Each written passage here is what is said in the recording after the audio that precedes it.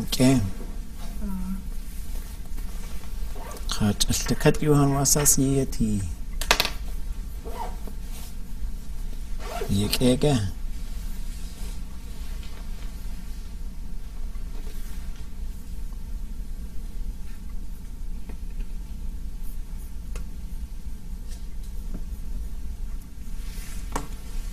All right, anybody got any questions?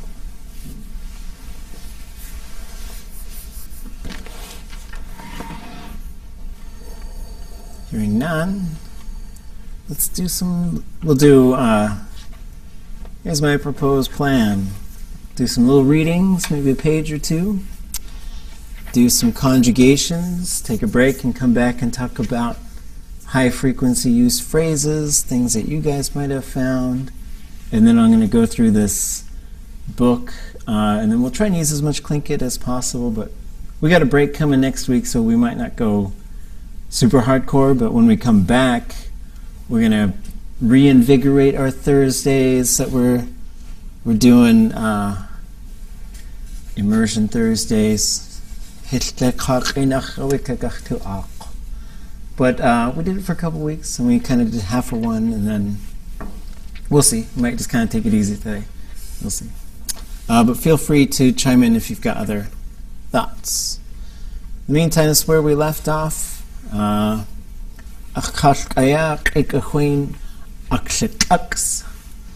then achtak it chodeshi negun tuin kachwe agachleyech achsi kachwe decheyek. So, who wants to go first? Read this one.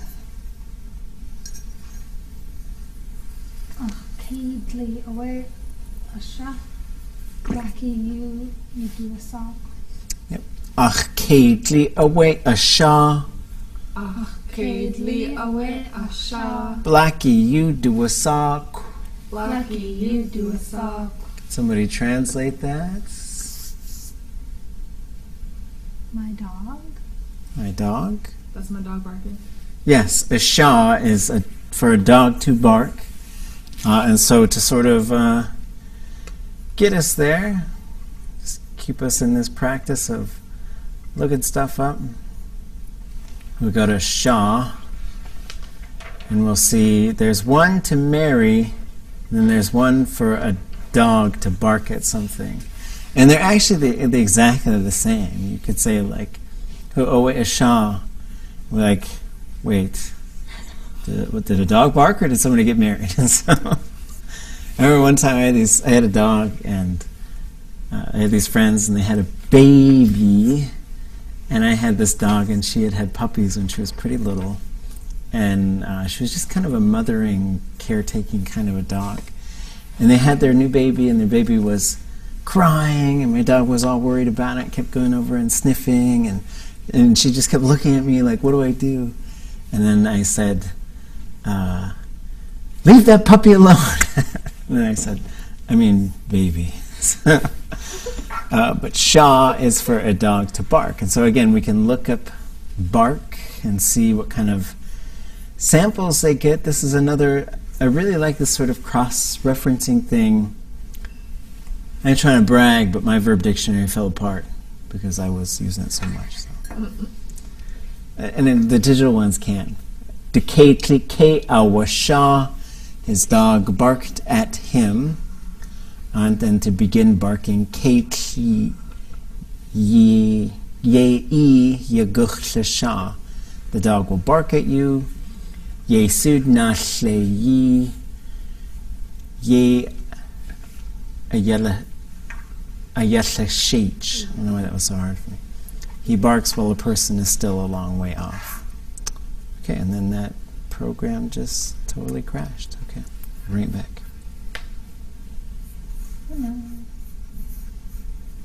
Plum. Okay. So there's, that is my dog barking. His name is Blackie. Kaidihinaya Jakuta Kate, Achie Wutien, Kate ye do a sock, Ach Kately, Kate ye do sagen, Tashadaye uti that ha. Kir ye hat wutien, Kanak away do in you och the town. Do in Kachonik. Kate ye do a sock, Ach Kately, who at Bushuk. The in Kachoniki at two. Get late car away, Hatasakeva woos. Das away ko a cake. Has the in Kachonik. Dog. Yeah, ach to us ago has the in Kachoniki ko a. Late kak inach. Spirit of the wolf. Gwash. Runs like the wind. Huka like has the in Kanonik. Spot. So the translation, I had a dog, and I named him Kate, which is dog. And so I was in Cake, and I was sitting there with Ruth Demmert. It got kind of quiet, so I said, Kately, do a sockach, Kately. My dog's name is Dog, and she laughed. Then I said, Yetleit chachatas chewus. Cake. And then white people, they ask me, but what is cake? I tell them, hast du inkachenik? Dog. I tell them, dog. Hast du inkacheniki? I want to tell them, though, spirit of the wolf. Or runs like the wind. And she said, no, tell them it means spot. Hilarious. Okay, hold on. Let me pull my verb dictionary back up since it crashed. And we'll do the next sentence.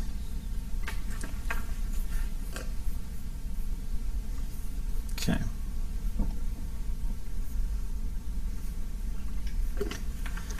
Oops, that's not it. Okay, who wants to do this one? There's an underline on that G. Can't see it. The little zoom thing isn't working right now.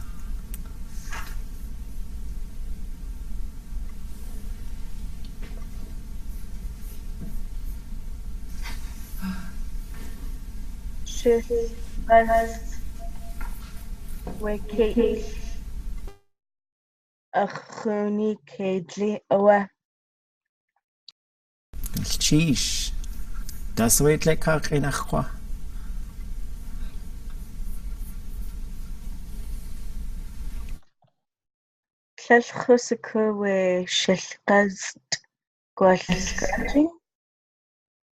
Yeah, and so we'll look it up, and so we have we see the SH in the IL and then qast. There's a couple of things that we should note before we look up the verb root. The SH in front of it, what is this doing? Reflexive. Yeah, so it's doing it to itself. And that's going to push the classifier plus D. But then in this particular verb mode, you're going to just have the letter L. And a prefix cannot be just a consonant. So you're going to get this I that pops up there, but it doesn't mean anything. Right? You say shishaq or ishaq. That means salmon change their colors. But the part doesn't mean anything. It's just because you can't just say shaq. Tlingit won't allow that. There has to be a vowel in the prefix. So this I pops up, but it doesn't mean anything.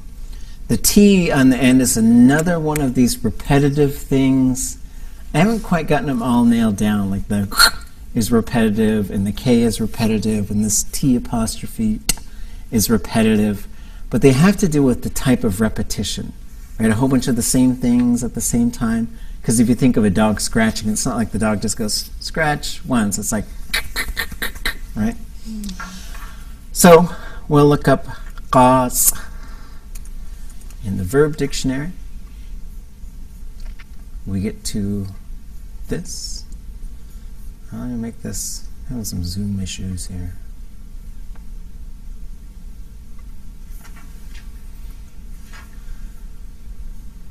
to scratch to relieve itching. And there's kind of, there's another document I want to talk to you guys about, and it's called the STEM list. This is from Jeff Lear, and he made it in 1975, or 1978, sorry. And it's just a collection of all the known verb stems. And so we call them roots, you'll hear both root and stem. And I'll just tell you, when I say verb root, and I try not to get them mixed up, as I'm sure sometimes I do, I'm talking about the root for all of them would be written long and low. We just write them out long and low. Unless they don't, like khan. Khan is khan every time. But so like, if the verb was chatin, which is the command form for watch it, I would write teen, long and low. That is the verb root. The stem, for me, is the root plus the stem variation. What is the vowel doing? So tin, then we would talk about it being short and high. So here, a similar alphabetical system. So we can sort of go here and say, oh, let's look at the table of contents. We go down to the underlined G, and this one has like tons of handwritten notes in it. It's not quite as easy to access as some other things because it might make you a little nervous, but there's so much amazing stuff in here. And it shows you, to scratch with nails, scratch to relieve an itch, to be striped is related because this is also the verb for something to make long type of scratches into something. And so there's a story that we did a while ago about this and at the end that he climbs down, but he scratches up that tree the whole time. And this is the verb that they use. And so it could mean to scratch yourself to relieve itching, but it could also mean long, kind of deep scratches as opposed to, there's another one. If we look up scratching in here, we'll see that there's another type of scratch. Several, right? Yeah. Scratch with a sharp instrument, scratch with glass in order to cut it out, scratch by a sharp instrument, scratch with repeated movement. So this would be like, if you play with a cat and the cat is scratching you, that's what this one would be, right? Kayadlak, douche, achjin, akawadak. Scratching at the door, scratch the face of, which we see is, it goes from ka to ya. So ka would be scratching a surface, ya would be scratching a face. Douche, ashyakawadak, ishan. And then we get this lakas, kate, shwut lakas. And so there's a number of different things, like we write that prefix now short. So it's a kate, shwut lakas. And then it's itching because it's healing, don't scratch it. And then we have to scratch itself, especially of a dog. And so it's interesting, to think of which verb we're going to use. It's another one of those things where there's a whole bunch of different types of verbs for what would be basically that one thing in English. And then that is my friend's dog. Oops, the dog is scratching himself. That is my friend's dog. Yidetqa adisa ditwasagu.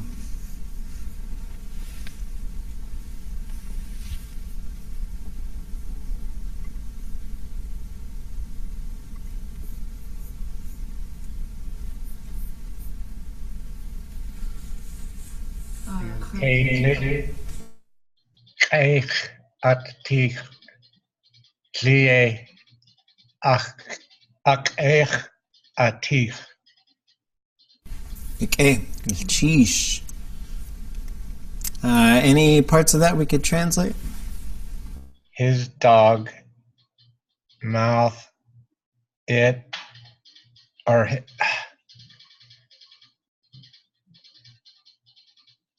and then Lia is meat.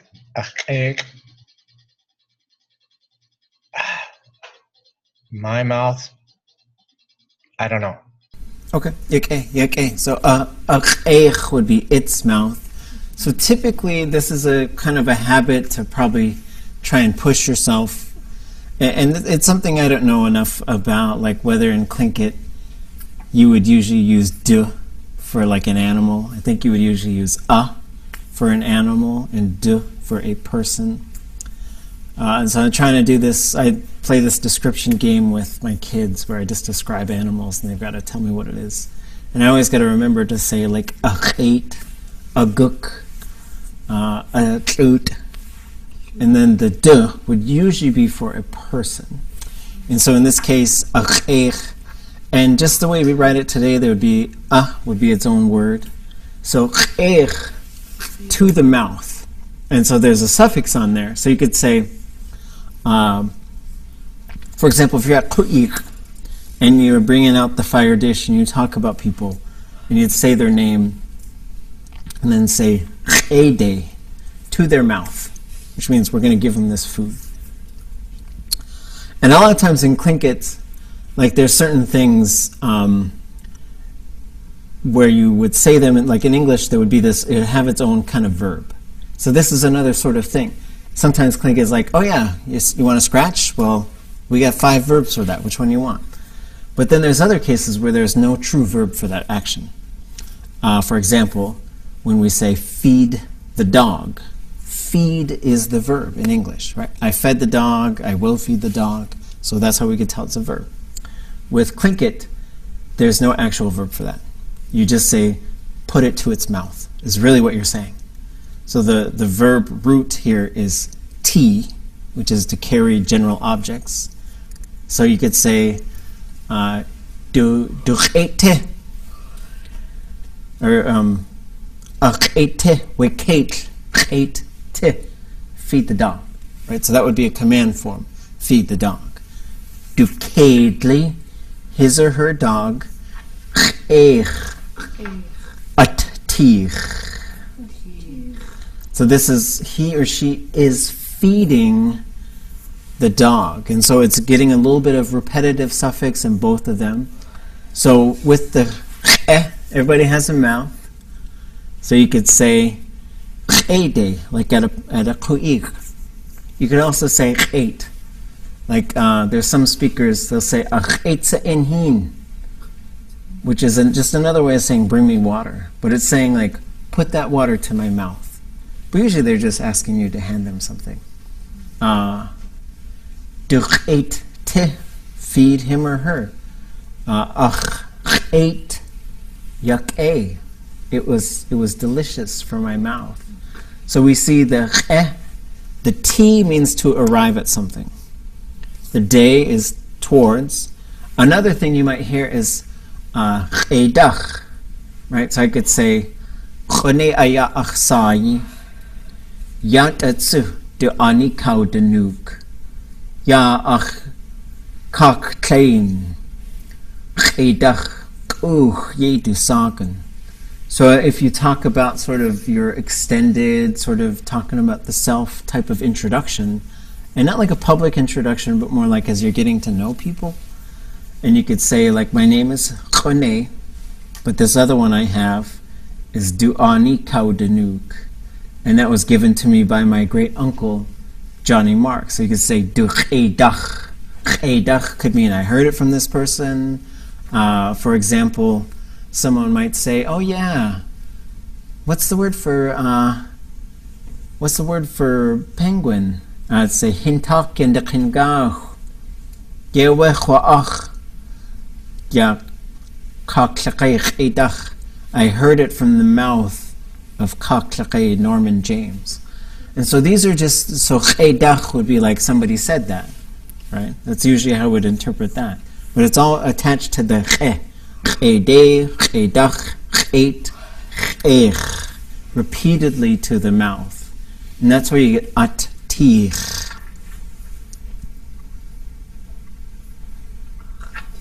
He is feeding his dog. He is feeding him meat.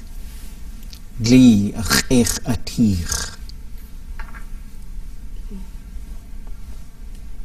And then this A we would usually attach to the verb itself, the way we write it these days. I thought he was saying. From my dog's mouth to my mouth. Oh. The ach eich. So I was like, oh, I don't know about this one. That's all of them. That's the whole book. Yay, Jintuk Night Touch. So I'll put these slides up since we finally made it there. Atech means to carry something somewhere repeatedly. So let me show you guys. Let me show you guys that one.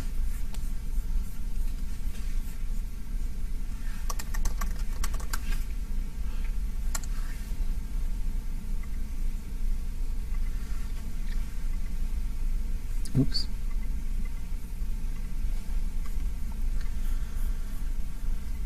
So looking on here, oops. So we're going to look at T.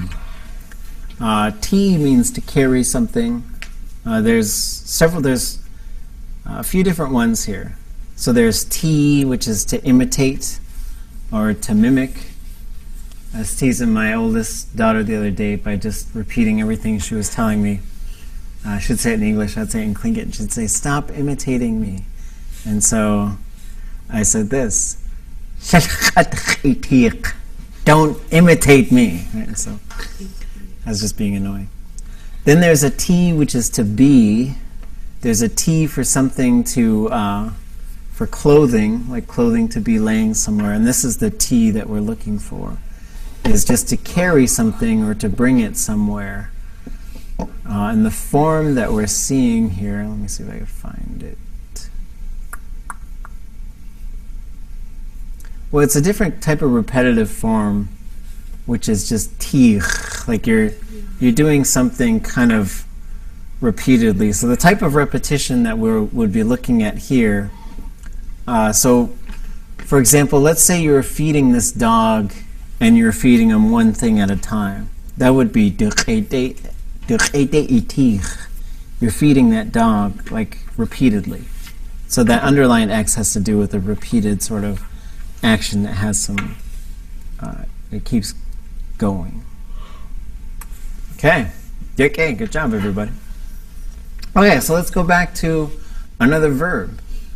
So this verb is to hear a voice. We're going to look at this in the perfective form, and we're going to add subjects and objects to it, which is going to make it really fun. So we see here the theme, and the theme tells us a bunch of different stuff, and I'm going to give you one additional piece of information here. So there's an object, and there's a subject. We should see them. In between the object and subject is the thematic prefix sa. What does that prefix mean?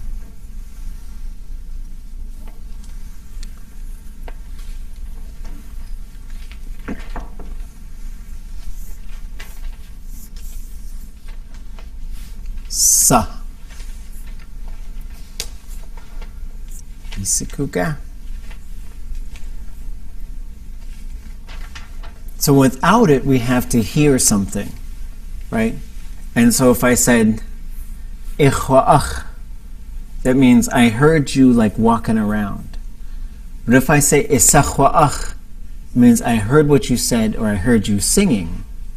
So what do you think the sa on its own means? Voice. A voice, right?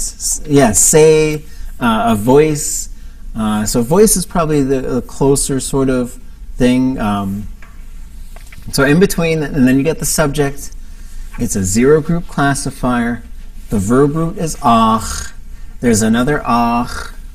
Let's go and let's take a look at the Lear thing and just see what's this other ach thing, just out of curiosity. And we go down, and he writes, when he's writing things here, he's writing some things about the shape of the stem, and so sometimes he's writing his vowels a little bit different with these dots and these downward lines and stuff. Don't worry about it too much. So we'll go down, whoops. I went too far. So here's ach. So we got ach, which is to carry fabric, and then we have ach, to hear. Right, so those are two different ones. So when we come back to here, this is the first one, which the verb root means to hear. It's a zero conjugation. What that means is it's zero and it's perfective. It's going to be short and high. We'll be able to predict that at some point. It's an event verb, which means there's no imperfective form, right? This is why, for example, that perfective marker does not mean past tense, because if like there's some weird noise, I could say, what do I hear? And I'm saying because it's already happened, right? Even if it's still happening right now. And so for S to hear O, a voice or singing. And so this is the one you use at Pu'ik. This is the one you use to acknowledge your opposites. They're giving this speech. Let's say you are Kagwantan, or you are Chukanadi, or you're Shangukadi, and you're listening to someone who's maybe Chuknach Adi, and they're speaking, and you really agree with what they say. You could say, Isautu wa'ach, we hear you. That's such a powerful phrase. And so coming back to this, I told you guys I'd tell you a story today. Ya'awe kakwa'ak. As'ak aya ha'in kawanik nujin. Ya'awe kailahin to yedu wasagu at kaikawe haste ani ya shiknach adi katakden tan. We teat klein kahwasa yegi at ya sha akanach ya jiya wastan. Yet the cut we as kwani sha ya dachaya awaset has kaudik it. Jatainach aku akutzati jatainach a. Sha shakir e wutin qane aya ke uwa ikhu ah khatsai akhke ge awa qanakh we wushatish we diyanach away chakulta we as khani Hasta konek he uwe ik. Isautu wa'ach. Ye uwe. Atu dutuwu ayakonach uwe hasaushet a. Kone uwe daku sus. We tsusani. Akakonek he uwe wat we yis as. Ya as kwani we sha. Ayak uwe. Kone uwe ke has. Wushitzin Achawe Wutusaku Ashitzini at away Kak 8 Dus Achi Kak 8 Wudutza Achi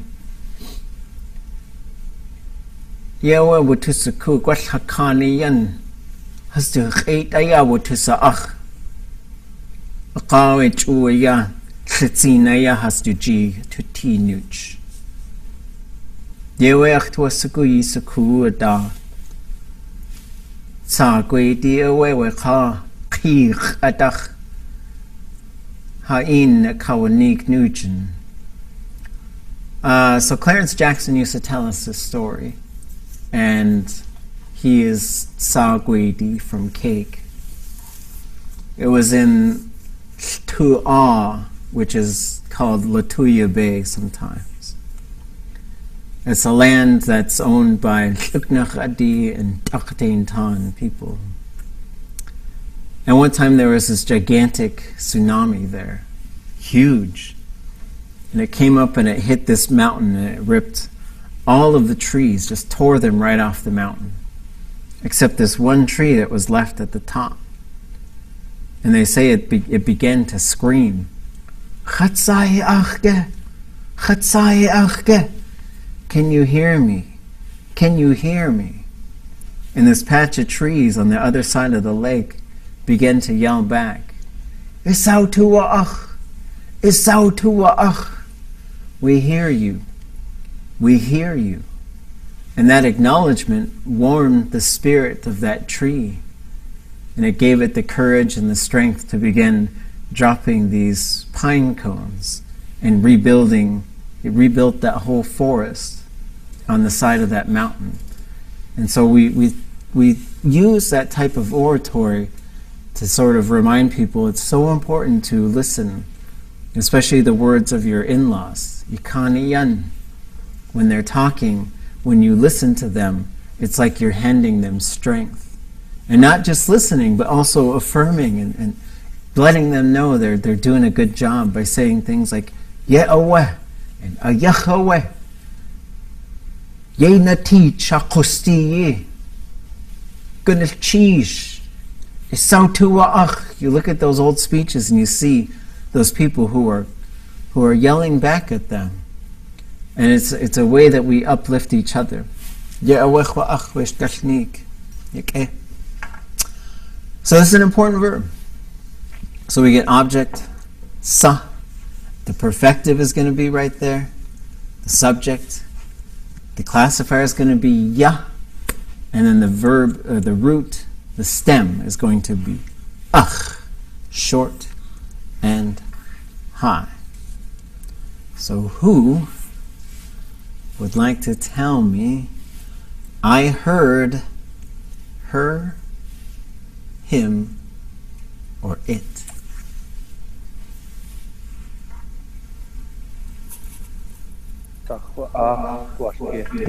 Yeah, we must keep that stem short. Sachwa'ach. Sachwa'ach. Sachwa'ach. Sachwa'ach. Sachwa'ach. Sachwa'ach. Who wants to do the next one? I heard them.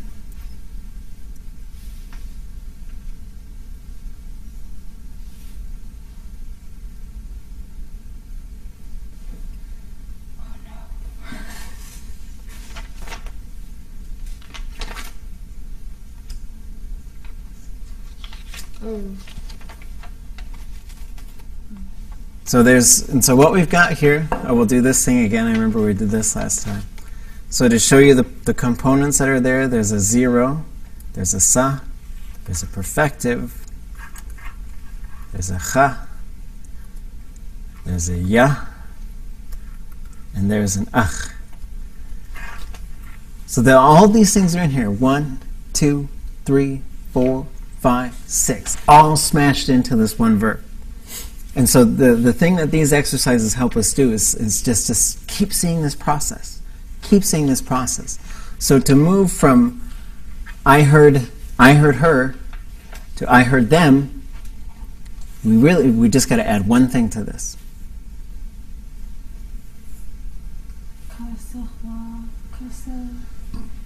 Chasachwa'ach would be like I heard people.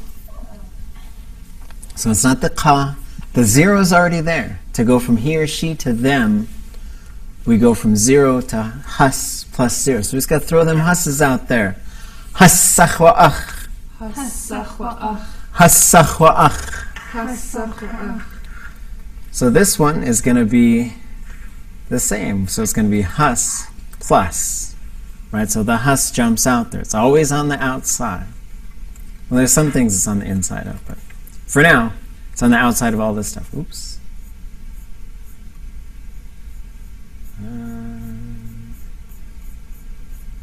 Lost track. Oh, there I am. Okay. Oops. Where'd it go? How many slides is this? Like a million. Oh, man. Okay. I heard you. Ye'oweh. Isachwa'ach. Isachwa'ach. Isachwa'ach. Isachwa'ach. Isachwa'ach. Isachwa'ach. So we're changing the object. So the first part, so this Sahwa'ach is not changing that much. We're changing the object which is on that outside. Right? And so this is, Tlingit is one of a tiny handful of languages that has the object and then the subject and then the verb. Right? So this is something that linguists keep track of. I was taking a linguistics class, and they said, okay, well, most languages are like this, and some languages are like this, and 0% of the languages are object, subject, verb. I was like, we are the 0%? I was like, can't you say like 0.1? Can't you just give us 0.1? Okay, I heard y'all. Maybe somebody online want to give me that one?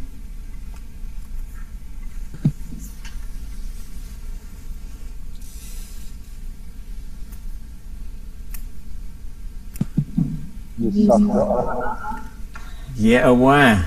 Yisachwa'ach. I did. I heard you all. Yisachwa'ach. Yisachwa'ach. Yisachwa'ach. Yisachwa'ach. Yisachwa'ach. Yisachwa'ach.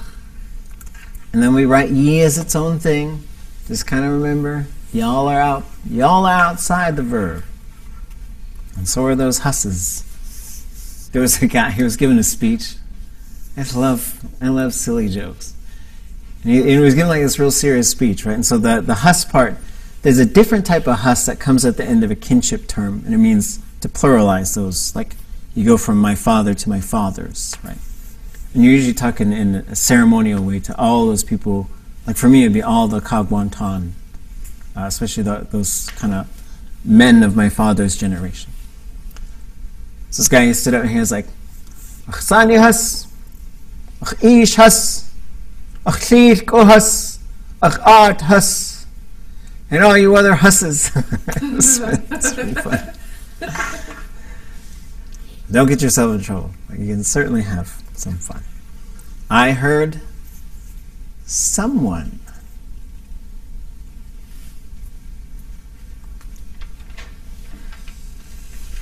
And it's not ka. I would expect it to be I always get ka and ka mixed up. Kusachwa'ach. Kusachwa'ach. Kusachwa'ach. Kusachwa'ach. Kusachwa'ach. Kusachwa'ach. Okay. And so this is where, those little cheat sheets that we had a while back are super handy, because you really just, it's a process, and the process feels a little kind of forced sometimes. You're like, look at this thing, fill in the blank. But you do this enough times, and you start to remember.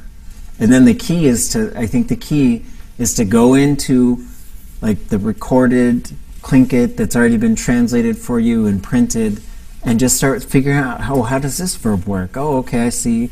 How does this one work? And then starting to sort of trying to use them a little bit more. I heard something. And just so you got, the sa will be gone.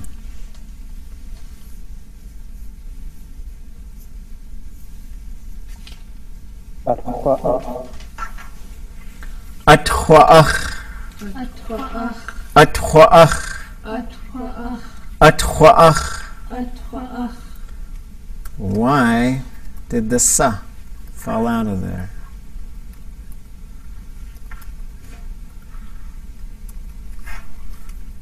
It has to do with contracting, right? Well, so the sa is a voice, and so if it's something, it's not a living thing, right? So usually when you say, and it's not a monster would the third person includes it. Once you say ut, it's this whole other non-human, non-living type of thing. So that's what you'd say if there was like a creaky something, or like a branch and something. Yeah. And there's this other, so when we say ut duwa'ach, and so it's got this repetitive thing on there, so the ut duwa'ach. I will take translations for that. Ut duwa'ach.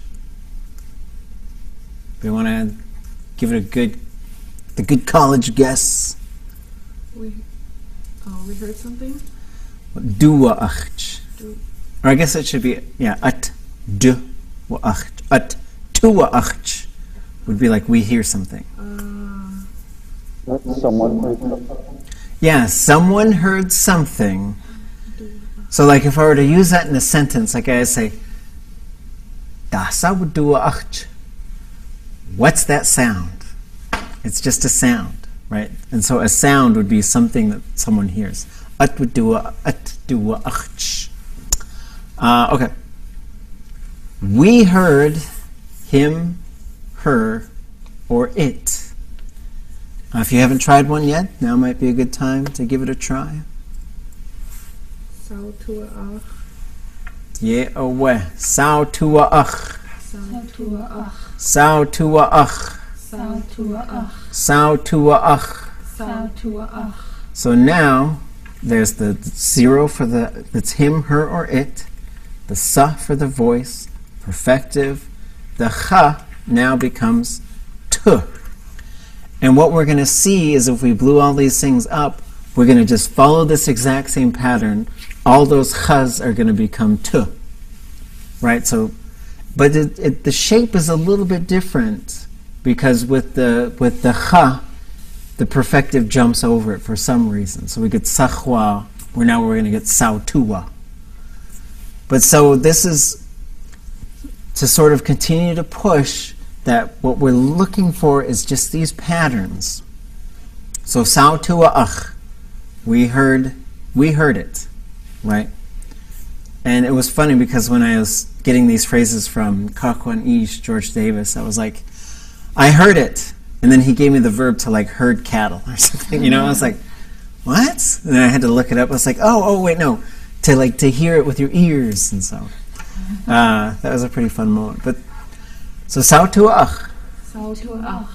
So now if we have something that has this sort of prefix built on there, like we succeeded. Yao tuwa. So we went from sao tuwa to yao tuwa. Right? Let's see, what's another one? Kao tuwa duch. We tied it. Right? Kao tuwa, yao tuwa, sao tuwa. Right? Okay. So now, we heard them.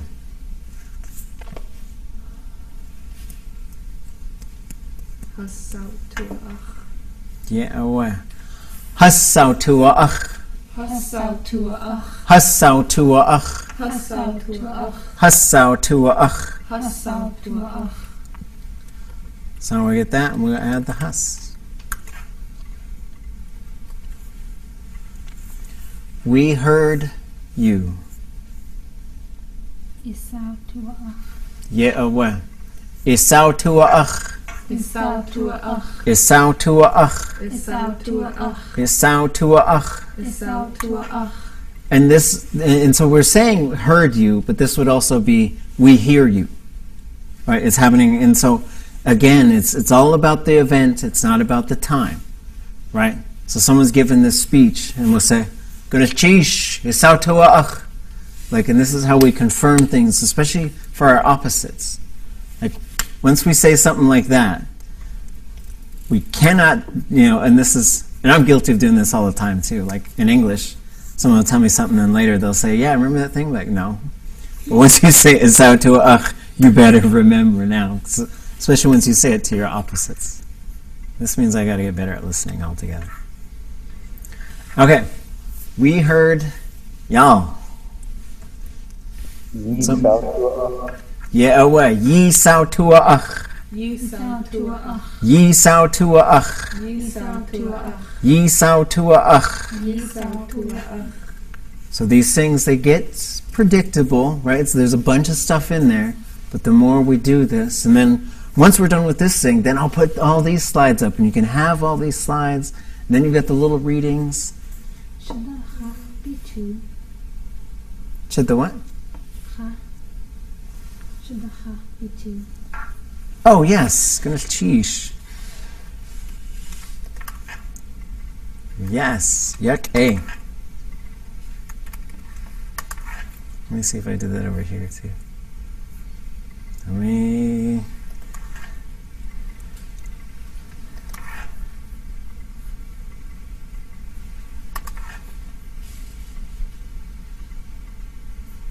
So I did it on that one, but not on these other ones. Good sheesh for catching that.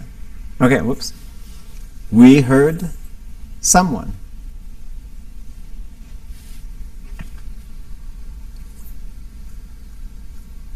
Kusautuach. Kusautuach. Kusautuach. Kusautuach. Kusautuach. Kusautuach. Kusautuach.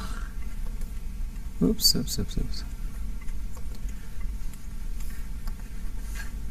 So there we see again a lot of things. Ach, ya, tu, yu, sa, ku. 6 things. And the order we encounter them is ku, sa, yu, tu, ya, ach.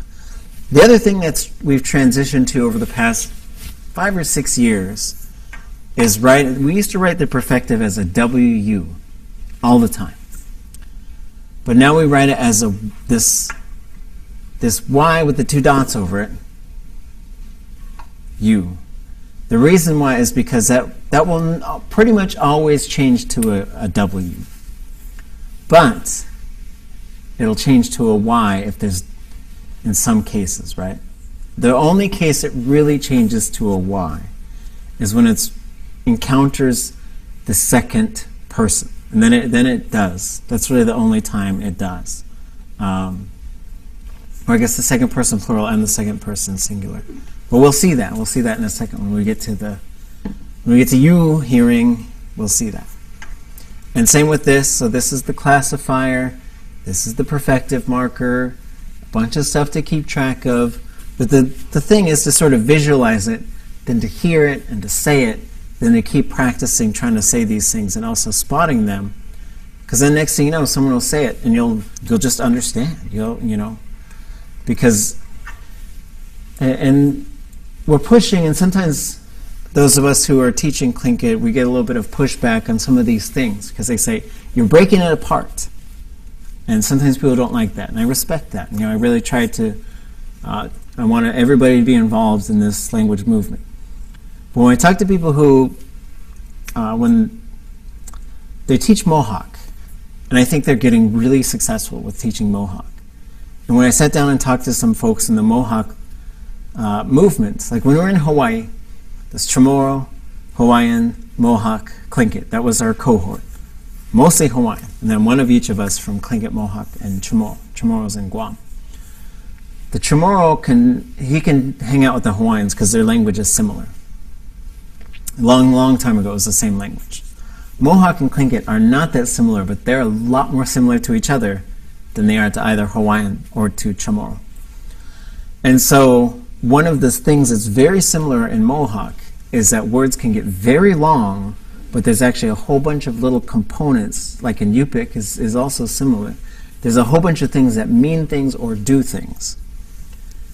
And what they were trying to do is I think you start off with whole language stuff. Learn this phrase, learn this, learn that.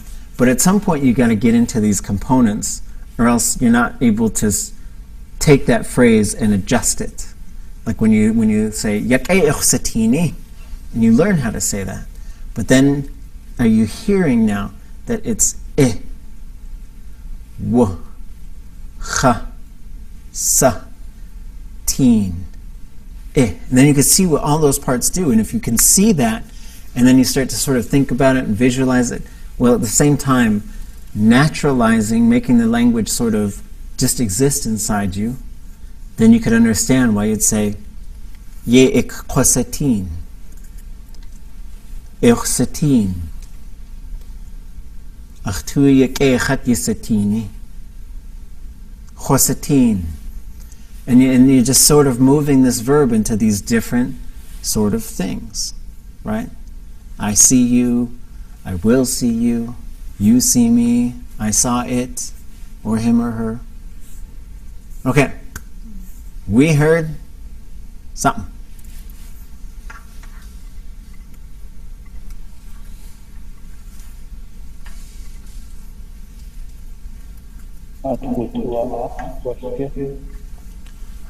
Atwatua ach. Atwatua ach. Atwatua ach. Atwatua ach. Atwatua ach. Atwatua ach. Damn.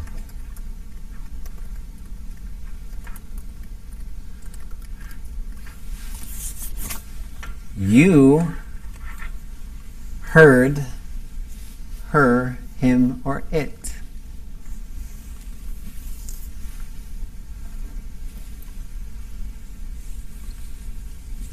This one might be a new one.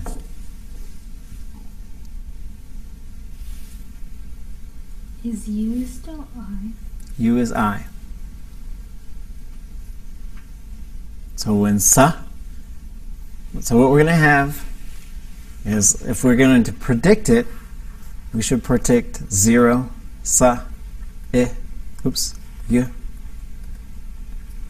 I, ya, ach, which is a bunch of stuff, right? This is a bunch of stuff. So what is the sa plus the y plus the I plus the ya? Those are the things, because the 0, it just doesn't, it's not going to affect anything. But those ones put together, you're going to get siya'ach, Siya'ach. siya'ach, Siya'ach. siya'ach, Siya'ach. siya'ach.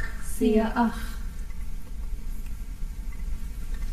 Ooh, is this a contraction?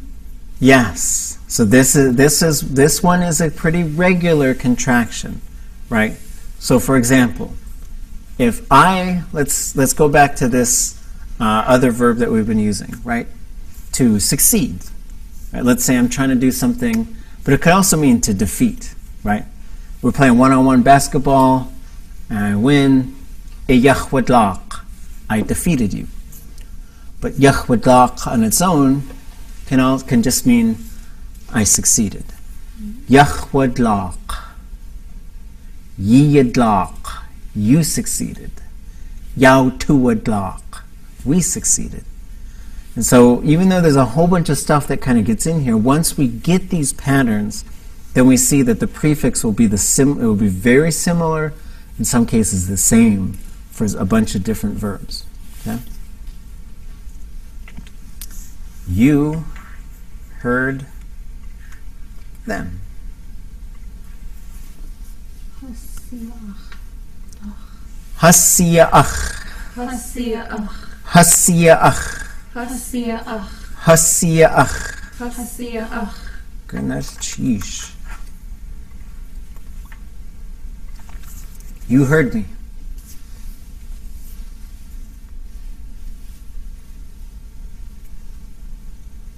Chatsiyach. Chatsiya'ach. Chatsiya'ach. Chatsiya'ach. Chatsiya'ach. Chatsiya'ach. Chatsiya'ach. So the chat is another one that's outside of the verb. You heard us.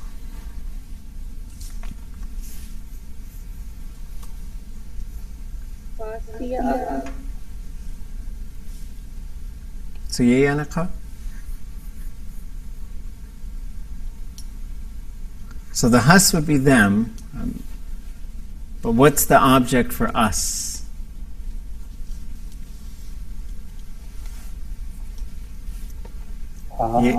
Ha, ye away. Goodness, cheese, Johan. Hasiya'ach. Hasiya'ach. Hasiya'ach. Hasiya'ach. Hasiya'ach. Hasiya'ach. You heard someone.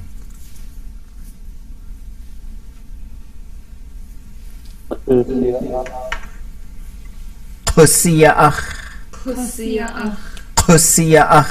Kusiya'ach. Kusiya'ach. Kusiya'ach.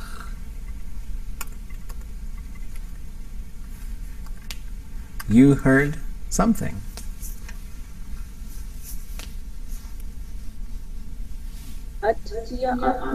Atsiya'ach. Oh, whoops, atiya'ach. Sorry. Atiya'ach. Atiya'ach. Atiya'ach. Atiya'ach.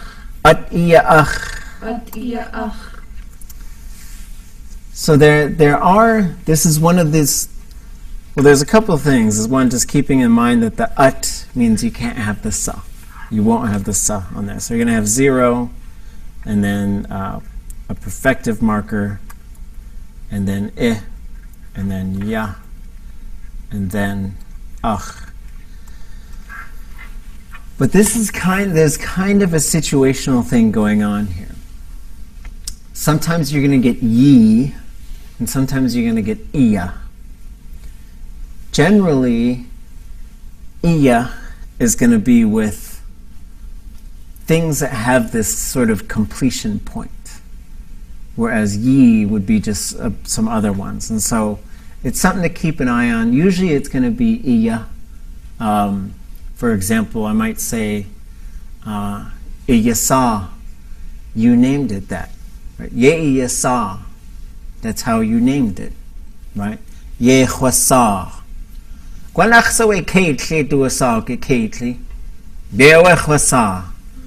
is your dog named Dog? That's how I named him, right? And so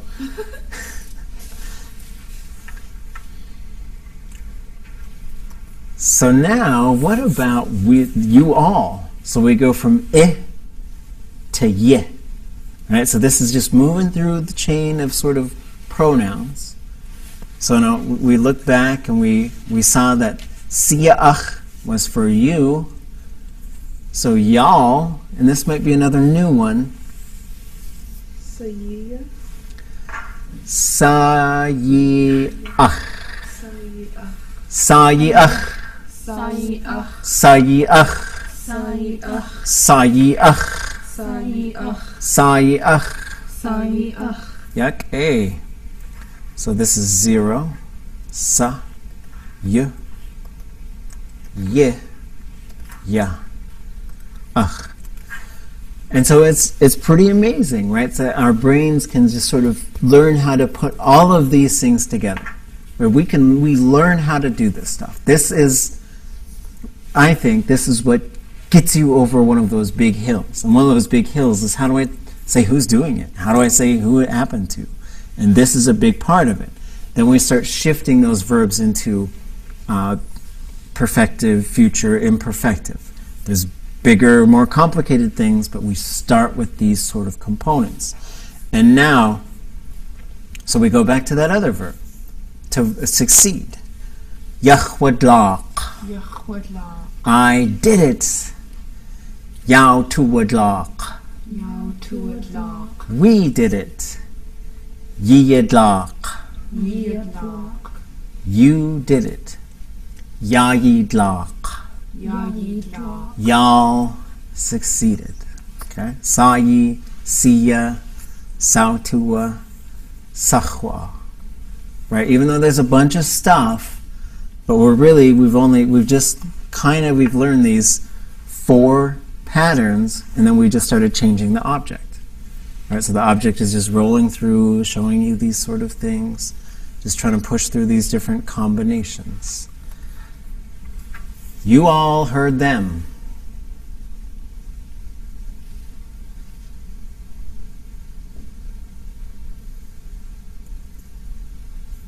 Hasayah. Hasayach. Hasayah. Hasayach. Hasay'ach. Hasayach. Hasay'ach. And then this will be the last one, then we'll take a break and we'll do something different. Because I think this stuff is important, but you can only go for so long, and I think you start to get it just starts to fill your brain up pretty fast. Y'all heard me? Sounds like a fun one to say to kids. Yeah, away. Chatzayach. Chatzay'ach. Chatzayach. Chatzay'ach. Chatzayach. Chatzay'ach. Chatzayach. Chatzay'ach. That's what that tree was screaming. Chatzayach. Chatzayach. And this is an important, to be able to tell that story.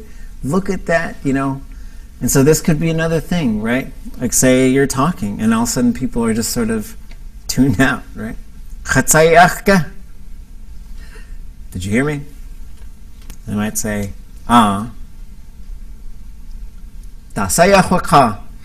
Wasayachwaka. What did I say? Hechwasaku. Right. So, all right. So we'll stop there, and then we'll keep going through this verb. And I think there's the last verb in this whole sequence is to see, right? So this is this. We start to unpack this. Ichsatin, I see you. Ye ichsatin, I will see you.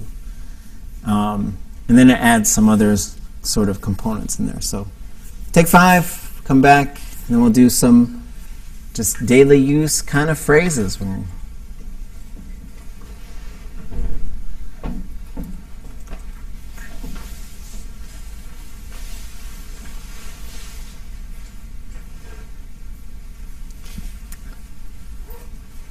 Oh, yeah, can you hear me would be khatsayi achake. Can you all hear me? Can you hear me? Khatsiya achake. So the ge on there, which is what turns it into the do you or can you, right? And so they would both kind of translate the same way. So do you hear me would probably be the more accurate translation, but that's how you'd use it. So one person, khatsiya achke, like let's say, the trees. Yeah, so the first one the tree asks is khat sayi ach. This thing's trying to put in. Khat sayi achke. And then they respond, Isau tu ach. So those were the two questions. Khat sayi achke. Because he's just yelling this. Can you all hear me?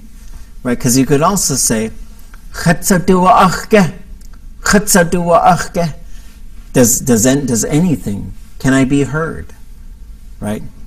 And that would be for people to hear you. Okay. Oh, we're going to pause this and get some water.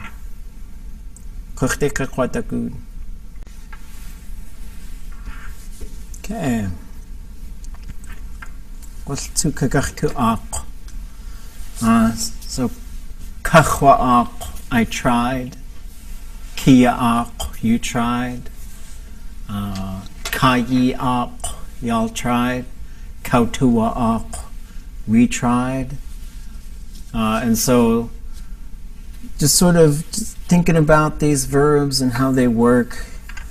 Basically, this is why it's important to sort of see the classifier, not just for the meaning, but for the way it affects the verb in these various conjugations. So basically, we have a thematic and any zero classifier, and now we figured out this whole sort of system where we've got kahwa, kautua, kia, and kayi, right, which could be sa or ya. Okay.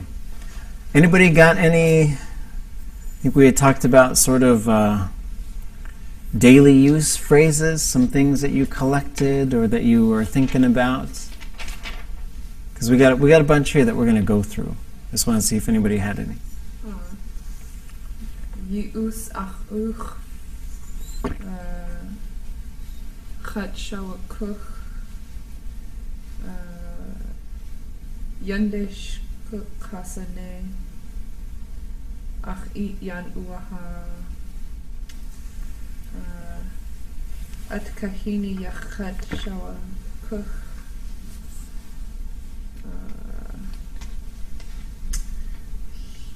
Hinget studus tu.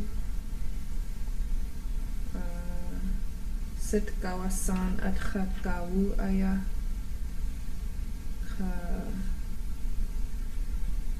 Chat ach eat uaha. Chat aya gachas I. Hoot. Okay. Sheesh. Anybody else got phrases that you're using a lot that you wanted to share? I have two Good. kids, and I've been using phrases with them, picking through the books and the resources, and eat kuaha. Wanach sawe igach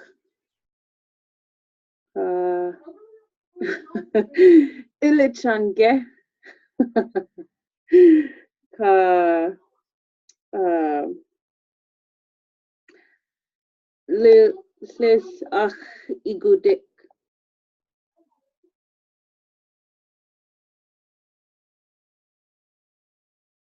You okay? Sheesh. It's a chunka. Okay. Anybody else got any phrase you're using quite a bit you want to share? I got some. Gook. Gun chachash tatge. Gun kuk chachas aga away. Kachwe chwachluk tatge. Chan guk tluk chwachluk.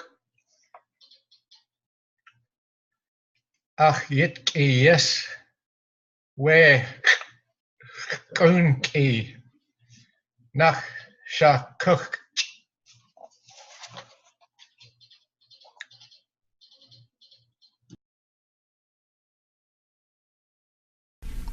Good cheesh.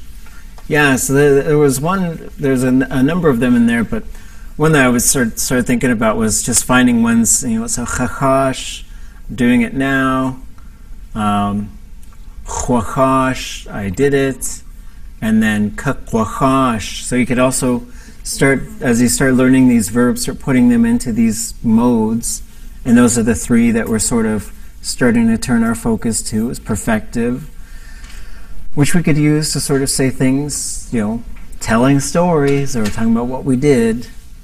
Imperfective, to talk about what we're doing right now.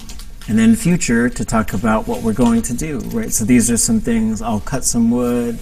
Gan kakwachash, aqa awe, kahwe kakwashagich, hajigis, right?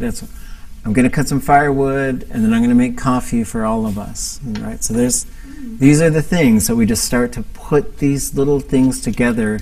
And so when I say put them together, we're starting to learn how to use the verbs a little bit more dynamically, but then we're also learning how to add all these different things to the verbs, and then poof, we're making language. Okay. Anybody else got some you want to share?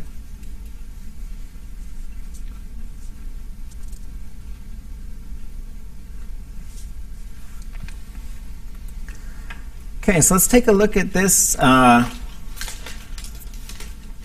We'll just say the title. Hahikiyis hayuchatangi. Hahikiyis hayuchatangi. Hahikiyis hayuchatangi. Hahikiyis hayuchatangi. So the purpose of this document is to create something we can give to our families and so basically we're building a language nest here, a place where we can just talk with the kids in Tlingit. They have one in Yakutat. They've had one in Carcross. So when we say language nest, and if we're trying to think of the way the Hawaiians do and the Maori do, like that's the only language that you use, and it's very challenging, and so it's a really good sort of goal. But then you also have to there's a bunch of stuff we had to figure out how to say, and some of it was people couldn't remember. People haven't been, talking full time with children for quite a while. And then there might be some newer things that we've got to figure out how to say. So I wanted to walk through this, and there we might make a few changes here and there, but they're going to be pretty slight. And then there's going to be some new words for us in here, perhaps, and then some phrases. And then also we want to think of building this inventory of phrases we use a lot. So before we move too far, so this was the stem list I talked about, where you could just sort of look at all the verb stems, and what do they mean? What do these verb roots mean, right? And just sort of see. And some of these are nouns as well, but there's a whole bunch of information in here which sometimes include where that comes from, right? So this might come from another Athabascan language, or this might be borrowed from a Chinook language. And so there's a bunch of stuff in here, there's another document that is called it's just called Lear Tlingit verbs. And so Jeff Lear documented a ton of verbs. And so sometimes you're getting a whole language, so you're just learning these phrases and you're trying to put them to use. Other times you're sort of trying to get to the bottom of some things. And so, for example, there's these roots like ha, where there's 3 or 4 of them, and there's also like a gajillion verbs in each one. And sometimes it's fun to just learn how they work. And so this one you could see many, made them many, has lots of possessions, and then we could sort of move down here. And then we get a different type of ha, to be missing or to disappear, to be lost, to get worn out, to rub a hole into something, to get what you want, to move invisibly. And so this one is, pretty neat. So you get, so we know this, eat yan uwaha, like I'm hungry. But so the eat, to arrive at me, yan is hunger, uwaha is for something to just move without being seen. And so now we can see a variety of different sort of things that can be used with this sort of pattern. So you could say, we'll use du, just like it says here. Du eat yan uwaha. Do eat yan uwaha. Du eat shakuch uwaha. Do eat shakuch uwaha. Du eat shuk uwaha. Do eat shuk uwaha. Du eat yatawaha. Do eat yatawaha. Du eat at uwaha. Do eat uwaha. And so we see the power of the something in certain cases. And then we see do eat shuk uwaha. Do eat shuk uwaha. Do eat it uwaha. Do eat it uwaha. Do eat huts uwaha. Do eat has uwaha. So now here's all these like various urges. And then there's a related one, so the kuwaha, for the time has come. The one for coffee, shuk uwaha. What is it that arrived? So the shuk comes from, if we look up the verb root, It means to drink something hot, right? yeah, it's to sip, usually hot liquid. So there it is. So the other thing, and so just sort of between Aki Shamu's amazing verb work, Jeff Lear's amazing verb work, Weha is his Tlingit name, and then also Nation Story, going back and forth between these 3 resources, building this verb vocabulary. And so this is really important, hard work. But sometimes when you're sitting down and you're like, boy, I don't know what to do with Tlingit now, but this is the answer. You divide your time, and whenever you're getting tired of something, switch to something else. But you really got digging into the verbs and the structure. Then you've got finding ways to listen to the language and put yourself around it, speaking it, putting it together, walking around and just, it doesn't make, when you're on the land, the ancestors hear you. So if you want to talk to them, talk to them.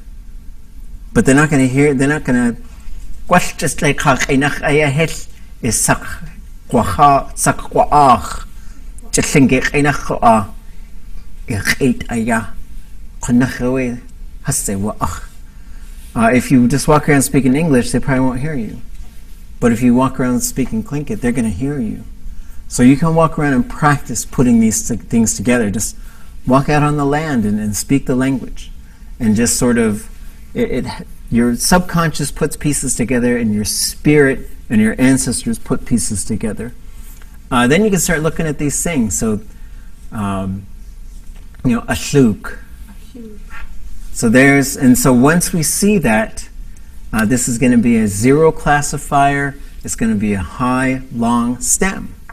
So how would you think Uwaha was, it moved without being seen, right? It just appeared, right? So there's different ways you could translate that, but basically it moved invisibly. We didn't notice, it just moved. Like I had this dog. If you're eating food, he would be like over there, like 10 feet away. Then you look, and then he's like 7 feet away. But you never saw him move. And then he'd eat, and then he'd be like 5 feet away. Then he'd just be right here, like staring at your face. It was not a very well-behaved dog. So how do you think I would say, you are sipping it?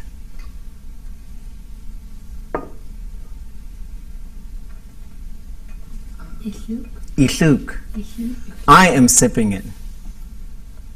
Achil. Chashuk. Achil.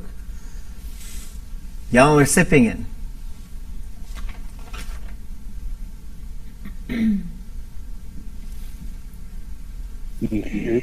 Yishuk. We are sipping it.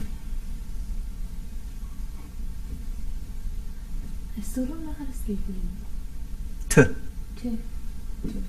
Oh. Tushuk. We are the T. Right. And then it is being sipped. Shuk. Dushuk. Dushuk. Dushuk, right? There's all of them, right? We just went through all of them, right? And so now we could say, and so this is a zero class, this is a zero conjugation. The perfective is going to be short and high. Huashuk. Huashuk. Awashuk. Awashuk. We sipped it. Tushuk. Watuashuk. Wutuashuk.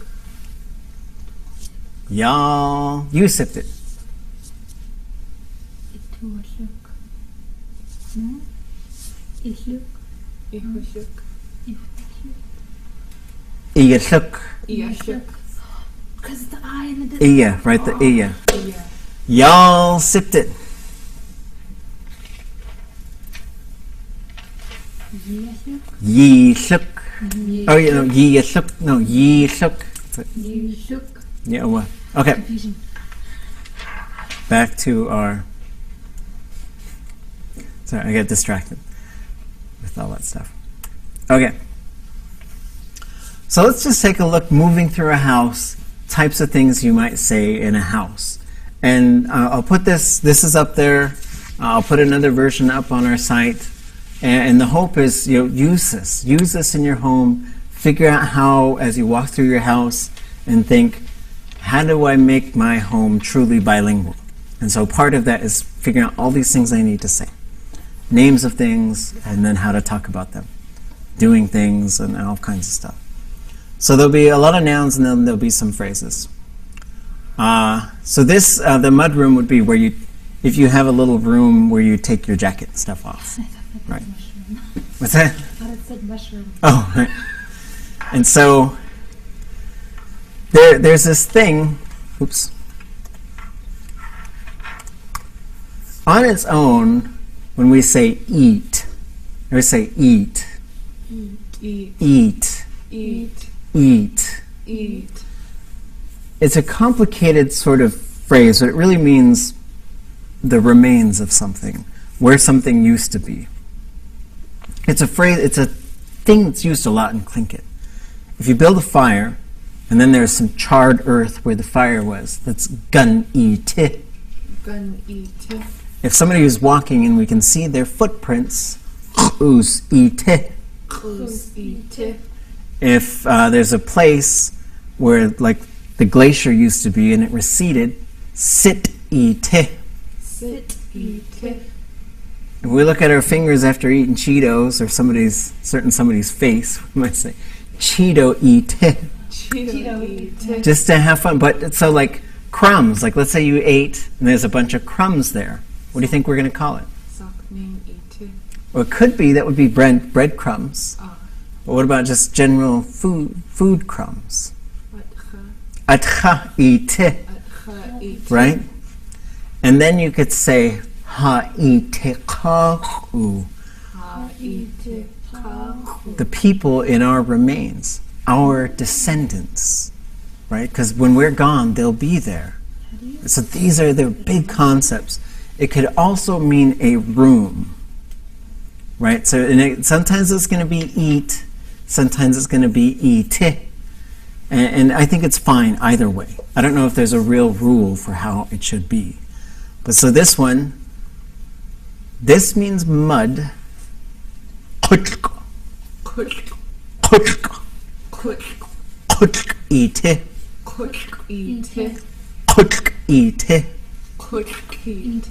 Yanayi.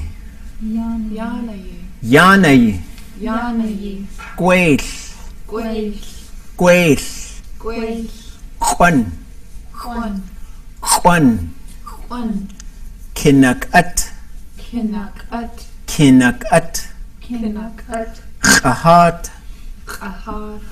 Ahat. Sag.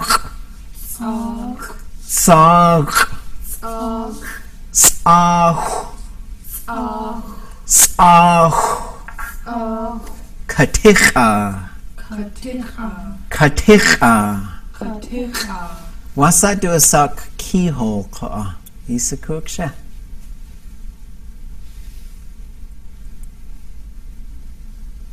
Katicha ite. Sada'at.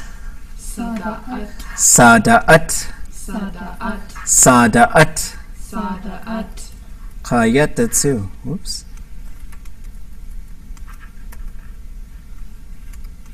Let's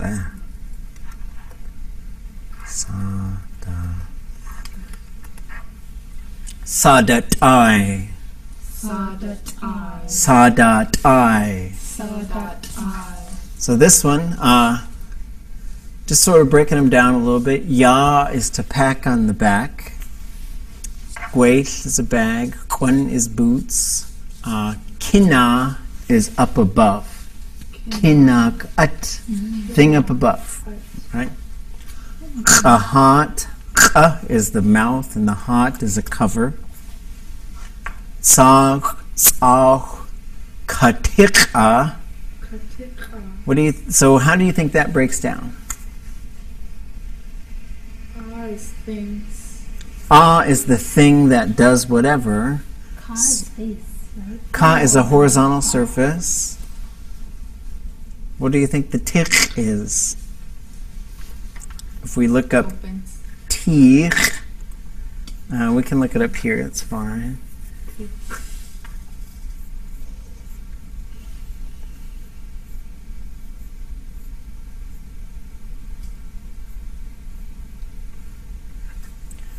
To wring, to bend, to twist, to screw, to wind. Katicha. It's the twister, I don't know. But it can also mean to be crooked or to be curvy, like a road. Kautzetich. To be cross-eyed. Walk kautzetich. The crooked thing. Sa is this body part right here. Da is around, thing around this body part. Sadat-I, thing that warms this body part. Right? Teeth. Ikhwan. So Khwan is boots. What do you think the Chi part is? Inside the boots? No. Chi is wool. Or like a trade blanket.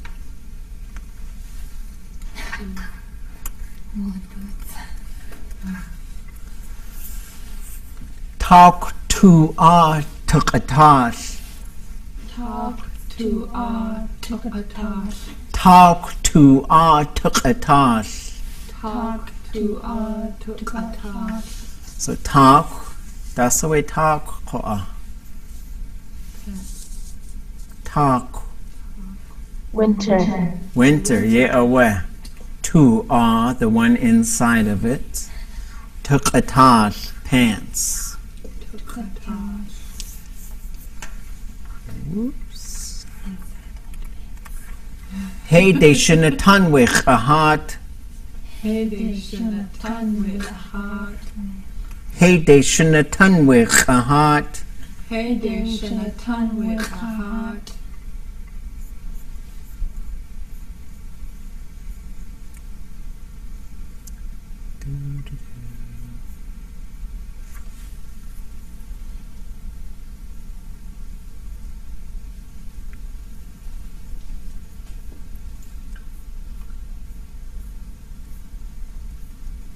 Oh, let's see it on here. I was trying to find it.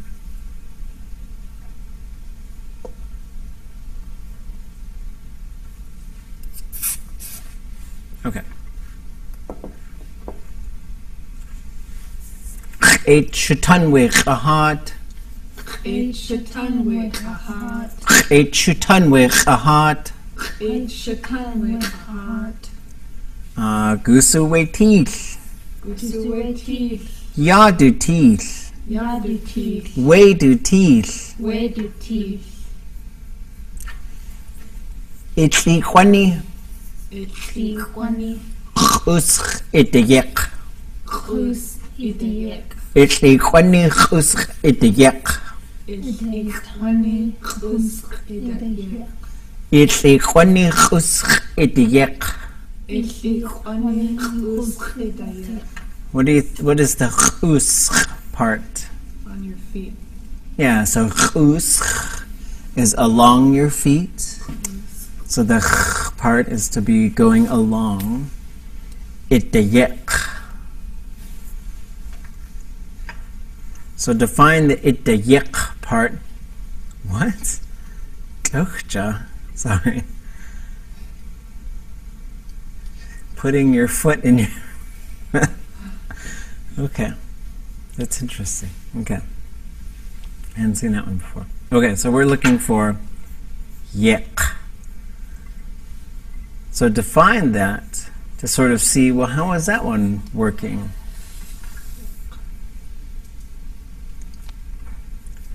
And then there's a couple of these. This is a dialect thing. So our speakers from Cake, Angoon, not all of them in Angoon, the southern Insania speakers, the ones from Wrangell and Prince of Wales, the ones from Teslin are usually going to say yeek. Most other folks in the other places are going to say yek. So here we have itayik or itayek. And it means to pull something up, right? Pull up your socks over your feet. And then we're going to get the second one, which is going to be yidiyik. So these are some things that we see. So when we use a command, we can only command a second person singular or plural, right? Because that's how commands work. You can't command a person you're not talking to, right? Him put on his shoes, right? It just doesn't put. I guess you could practice like crazy talk, but this should be yeah. And we also like to sort of put the exclamation point just to get it in your mind that this is a command. And it's good to know which ones are commands because you generally don't command people that are socially bigger than you, like your mom, right? Put on your socks, mom. You can get in trouble. Usually you just wait, right? And so these are just some cultural things as well. And they're just good to know. In the kinship world, that you could command a lot of things from a lot of people. Hand me this, like that's always a command. Achjit te, hand me that. Achjit ach, hand me that. But then you just got to remember, if that's your clan opposite, if that's your older relatives, you just got to be a little more, just got to be careful with some of the commands. So now we pluralize. So now we get ye, so y'alls, and then we get yidigek as opposed to idigek. But the foot stays the same. Yitli khwani khus yidigek. Yitli khwani khus yidigek. Yitli khwani khus yidigek. Let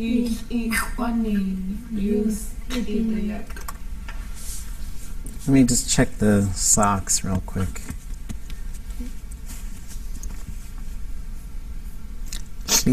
One.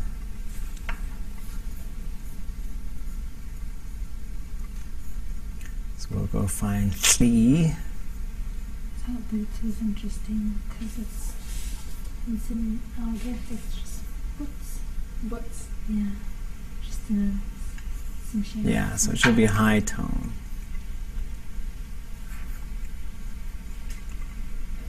Is that the same Kwan from Iguaya Kwan? No, that's a good question. So the Yiguaya Kwan, there's another Kwan which sort of can attach to commands and be like, maybe do this thing. Right? So this is how, if you feel like you're being too bossy, you could sort of throw the Kwan in there. Like maybe, and it's sort of like saying, it's not quite please, but it is a way to sort of be a little bit more polite. So it's similar. Because I remember I was talking to my daughter and I said, and she said, I'm not a boot. So it's a different one. So this Khwan is a boot, and that Khwan has to do with this little thing to sort of say, may you or might you, kind of a thing.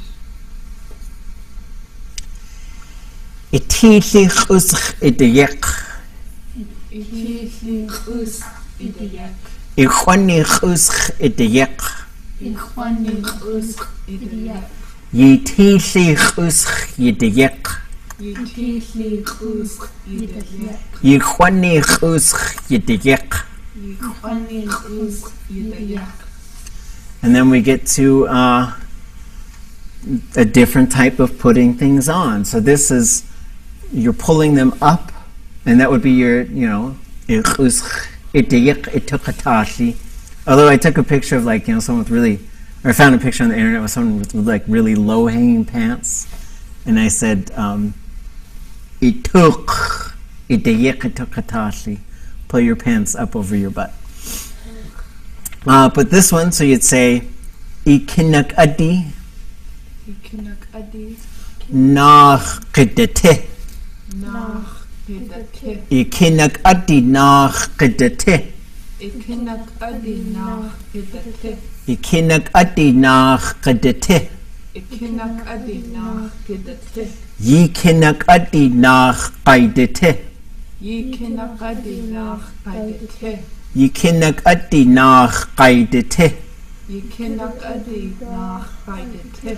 So this is pulling down, this is bringing it down, and then the nach part is along your upper body. So that could be a shirt. Ikudasi nach qidate. It wouldn't be a vest, or because it might be a vest, but you kind of put your arms through it, so maybe. And then the shach is along your head, right? So pulling it down along, not really pulling, but just putting it on. It's ahu shach qidate. It's ahu shach qidate. It's ahu shach qidate. It's ahu shach qidate. It's ahu shach qidate. It's ahu shach qidate. It's ahu shach qidate. It's ahu shach qidate. Isadat ayi isech kaduk. Isadat ayi isech kaduk. Isadat ayi. Oh, whoops, keeps moving. Isadat ayi isech kaduk.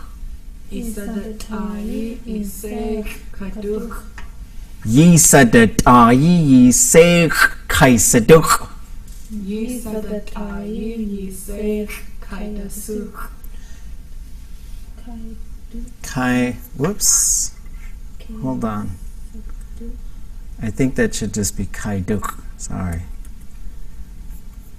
I was going to ask, because the sa would be a prefix twice, right? Yeah, which it wouldn't work. It'd be like tie your voice in a knot or something.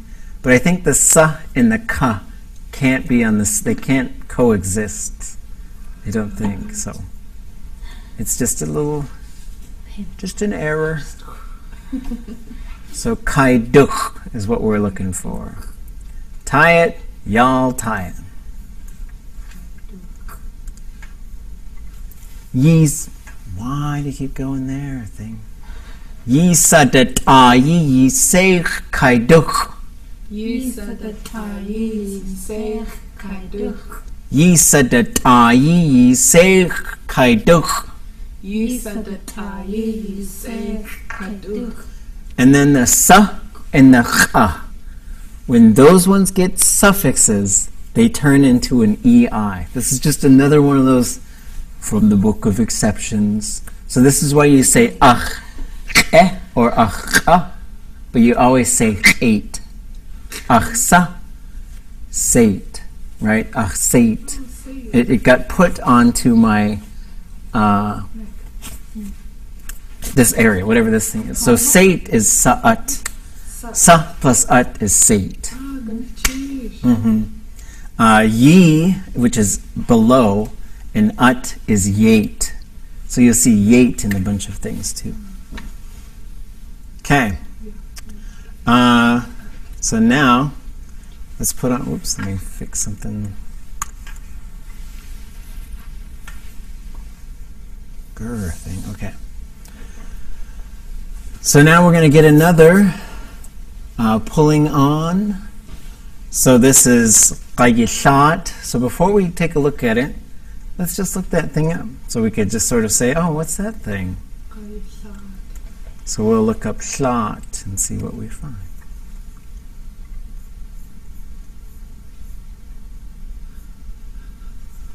Nothing. Okay. Gayi shot. Huh. Okay. I'll have to.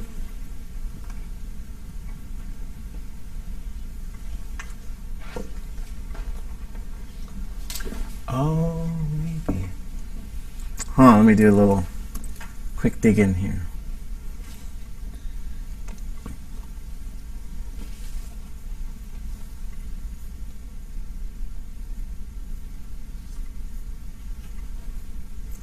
So a lot of these you could find in Shinget as well. So let's see what they have. Just to double check it for, they have putting on and taking off clothes. So we see this. Shach ketati weisach. Hat, coat, shoes. So they're using idiyek. Chikach idiyek. So we're going to actually just use that since we're.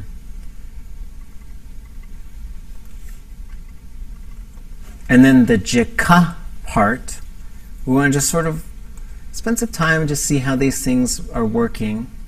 So we go down to the j.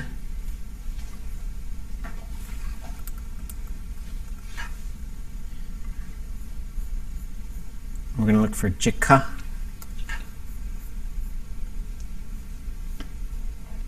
Jikai, jikoina, jika, jika, jikakas, jikaat, jika.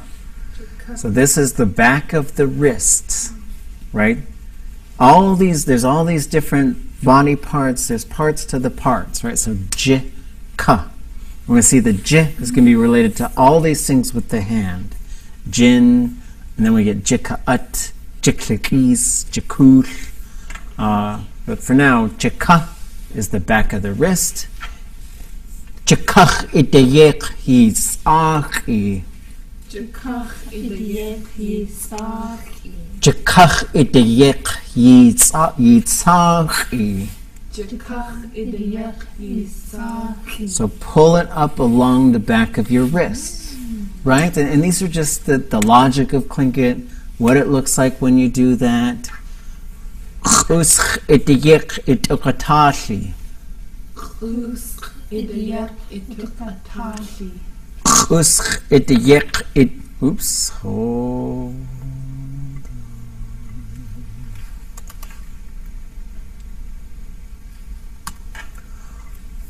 Usk yidiyek yituk atashli.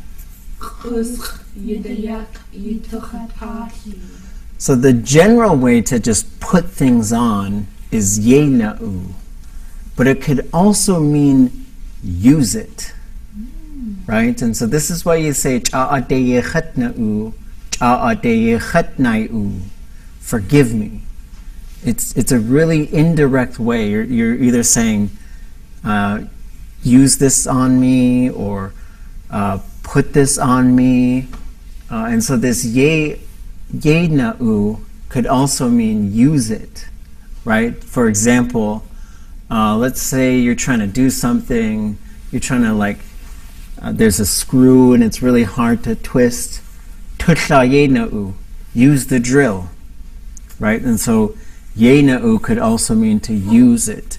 Klingit yena'u, use klinket, right? And we know that because we saw yedu'u, kasyedu'u. People don't use it, right? Iyana yena'u. Iyana yena'u. Yiyana yena'u. Yiyana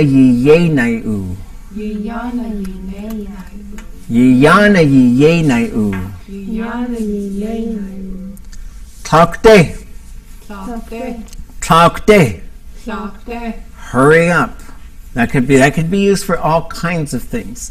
There was De'o achuni chichtach chanakawanik duchlisk sha'a yewe uwate we yesh yadi akuti adach awe with zagit ishan ajoy nechte aya usanuk ke has what we yesh Ayego genki ashingit ausaku we yale.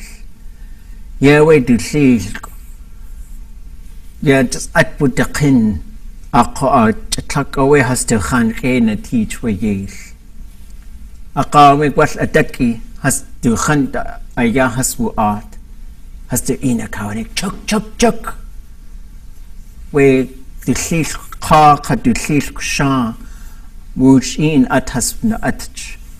Aka we kastage nach gut du siehst ka at du siehst aka we yes to in a kaunig talk day. This friend of mine in Cake, he was telling me a story. His grandma found this baby raven that fell out of a nest, so she brought it home and they raised it, and it would fly around, but it always hung out near them. And it knew some clinket. And when the kids would come near it, it would say, chuk, chuk, chuk.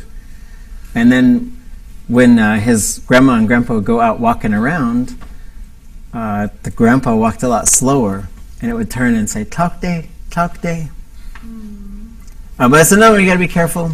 Don't say it to your grandma, right? Unless you want to get a whooping. I don't know, it's up to you. Let me help you. So this is not a command form.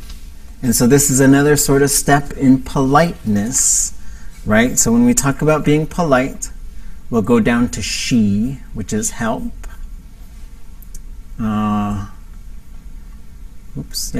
Help. And so there's a related one to hope for something, right? So you could say, I hope, I hope you get better. At auch de she, some other verb. At auch de she yidlaki we ashkatake hitich. I hope you win at the bingo house. A raven spoke Tlingit. And then to touch something, but to help, right? Ach it ideshe. That's a command form. Help me. Ach it yideshe. And there could be situations, we talk about politeness, right? So like, let's say you broke your leg or something horrible, or you needed some help. You don't look at someone and say, can I use a command form? What's the kinship? You just use it, right? But then this one, is what we call a hortative. And a hortative is like, let me do this, right? Sort of, and we use these in English, right? Let it be. Let him talk. Let me help you. So, this, when you use this, it's being nice. It is being nice, absolutely. Oops, and that should be low tone. So, but if you want to be, if you're not sure if somebody wants help, what you do is you throw kushe after it, which is maybe, right? And you could put it right there, eat kushe kadeshi, right in between them, right? Or eat kadeshi kushe, either one, whichever one you're most comfortable with. But, you know, this could be a case, maybe not everybody wants help, right? But it's being nice. Eat kadeshi. Eat kadashi. Eat kadeshi. Eat kadashi. Ye eat kadeshi. Ye eat kadashi. Ye eat kadeshi. Ye eat kadashi. So how would I say, let me help him? To eat kadashi. Do eat kadeshi. Let me help people. Ku eat kadashi. Ka eat kadeshi. Ka eat kadashi. So this one, everybody say kate. Kate. Kate. Kate. It means pick it up off of it. So this could be cards, this could be not everything. This wouldn't work for a cup, and this wouldn't work for a fork. They'd be different, but the verb would change. The would still be there, right? Kate, we kucheta, pick up the basketball. Kasatan, we achatischaat, pick up the fork. Te, we te, pick up the rock, right? Oh, I should be saying ga, sorry. Forget all of those ones I just said. Because kagate, we kucheta, pick up the basketball. Kagasanu, gasanu, we tukani, pick up the baby off of it, right? So pick it, it's taking it off of something. So pick up your backpack. We got a little bit, whoops. Gate iyanayi. Gate iyanayi. Gate iyanayi. Gate iyanayi. Gate iyanayi. Gate iyanayi. And we're just going to skip to this last one because they gout kaudahit. They gout kaudahit. They gout kaudahit. They gout kaudahit. And that really just means it's time for it. Right? It could be anything. Gout kaudahit means the time has struck. The time has come. Okay. That sounds ominous. Huh? That sounds ominous. The time Right. has come.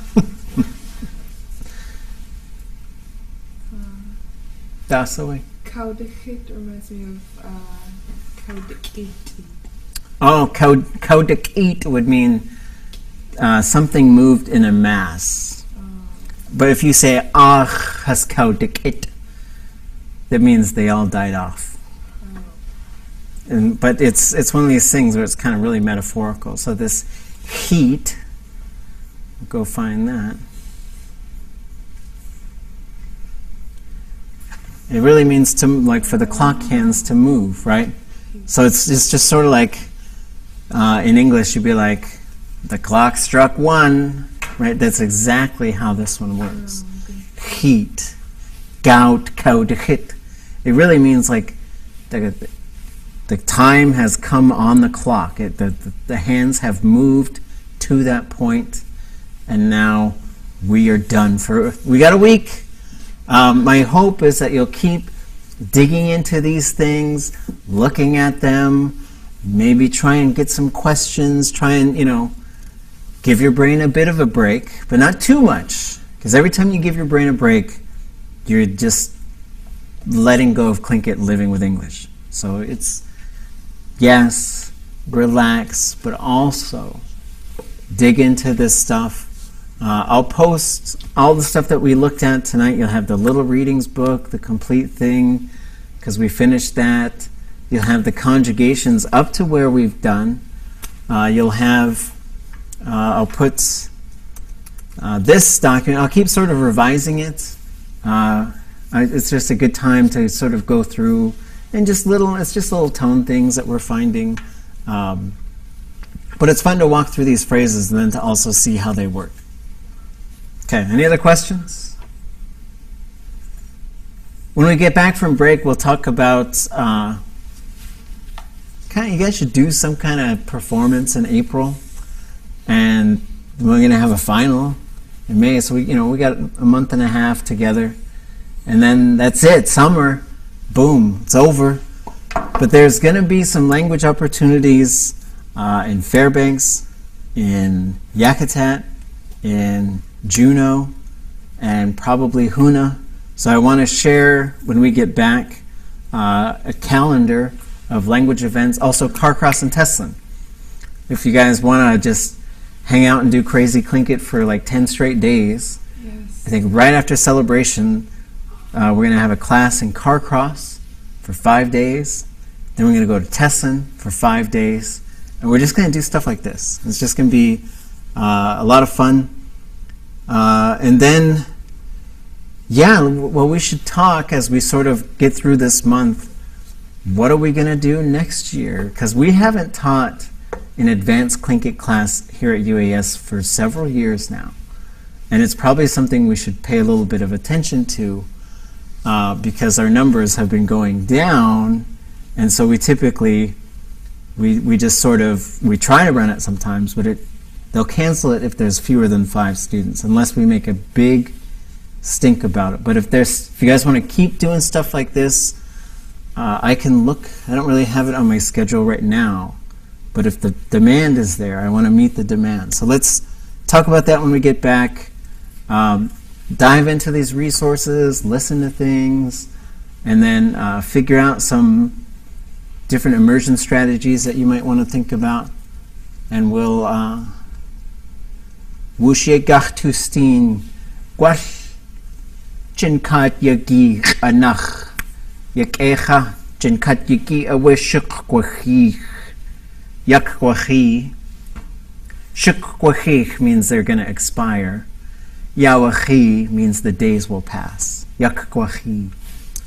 So when we get back on Tuesday, we'll do more of this, and we'll also do some advanced time stuff, like in 3 days, for 3 days, 2 days have passed, those types of things. Well, you could just let me know, because if you guys let me know, Shana Kate is asking for the advanced class. If 5 people want it, then I'm going to make it happen. And I'll just suggest,